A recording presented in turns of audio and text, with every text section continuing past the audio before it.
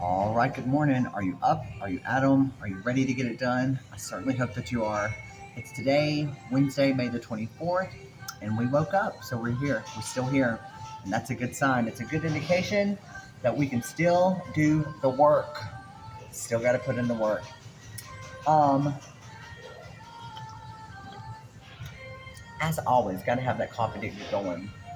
But I was in the shower this morning. I kind of had an epiphany, and this may make sense or may not make sense, but I'm going to say it anyway, and that just is what it is. But we always remember to pray to God for the things that we need. And I thought today, if the devil runs so wild in this world and he has his hands and his wickedness in so many people's hearts, why do we not pray for God to soften the soul of the devil? I mean, ultimately, we're taught that there's this battle between good and evil, between and wrong, between the fallen and the grace. So this morning I was thinking, why don't we start praying for the heart or the soul of the devil to be softened? It is his hand that is always on the button. It is his mischievousness and maliciousness that is always in something. Is there a way for there to be some kind of prodigal reconciliation with Satan, old Beelzebub, the devil, Baal, the dragon?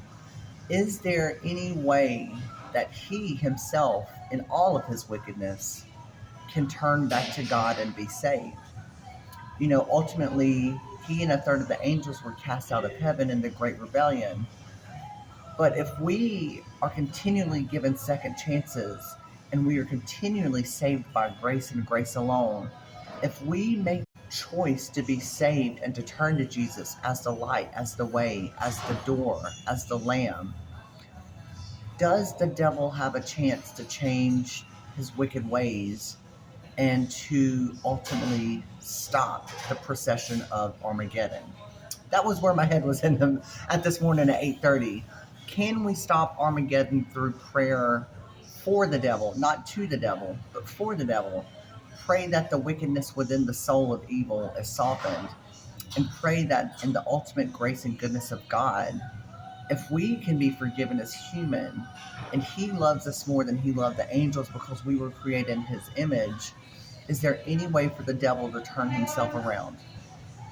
Just a thought. I don't know if that makes any sense to y'all, but I was just thinking, if we're all given second chances and we mess up all the time, constantly, daily, 10, dozen, 50 million times, the numbers are almost incalculable how many times we fall from grace. And, ultimately his biggest fall was he wanted to be as God was. He wanted to be elevated to that supreme being, to something that wasn't equal to or parallel, but something that was greater than. So today, my prayer is this: old devil, if you're hearing this, old Beelzebub, you old dragon, you old serpent, turn away from your wicked ways. The Armageddon will not happen. You cannot continue to try to destroy the people that in return you are here trying to destroy. It doesn't make sense. If you're here to collect the souls of people and to send and drag people down into hell, why would you continue on a path that ultimately leads to destruction? So wherever you are, have a contemplative thought. I don't know if that makes any sense. You know, uh, we as people all deserve some kind of second chance, and maybe it's because this has been going since the beginning of time, and that it is something that is outside of our comprehension. It is in the realm of the supernatural intellect.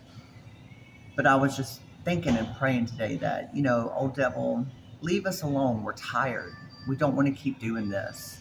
And no more people should have to suffer because of your bad mistakes. Turn your way around, get it together, and get yourself together. So, wherever y'all are, hope you have a good day. I got to get to work, but I wanted to share that thought.